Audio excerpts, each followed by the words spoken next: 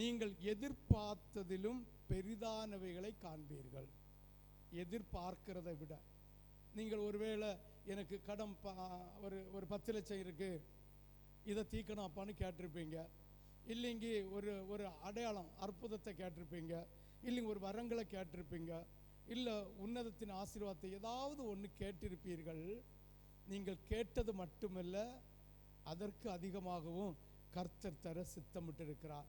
நீ உத்தம இஸ்ரவேலனாக இருந்தா, கிறிஸ்தவனாக இருந்தா, நான் ஆண்டுடைய சமூகத்தில் நின்று இயேசு சொல்ல வேண்டிய இடத்துல அவருடைய பிரசன்னத்தில் நின்று சொல்கிறேன், இந்த 28 நாள் முடிவும் என்ன, நீ உத்தம கிறிஸ்தவனாக இருந்தா இன்னைக்கு சொல்லுகிற ஆசீர்வாதம் ஒரு சிரசில் தங்கும்.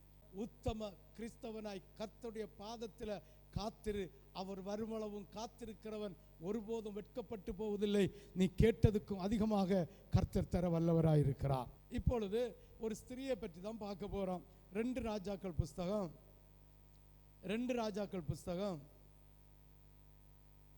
8வது அதிகாரம்,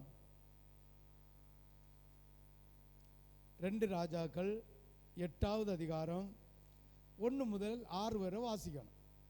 ஹல்லேலூயா. 1 6 வரை வாசிப்போம். எலிசா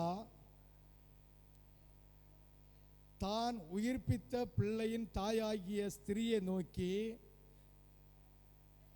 நீ உன் வீட்டாரோடு கூட எழும்பி புறப்பட்டு போய் எங்கேயாவது போய் சஞ்சரி, கர்த்தர் பஞ்சத்தை வருவிப்பார். நல்லா புரிஞ்சுலுங்க. எலிசாவுடைய கையினால ஆசீர்வாதத்தை பெற்ற இந்த ஸ்திரியை பார்த்து எலிசா சொல்லுகிறார், தேவன் இந்த தேசத்தில் பஞ்சத்தை உண்டாக்க போகிறார்.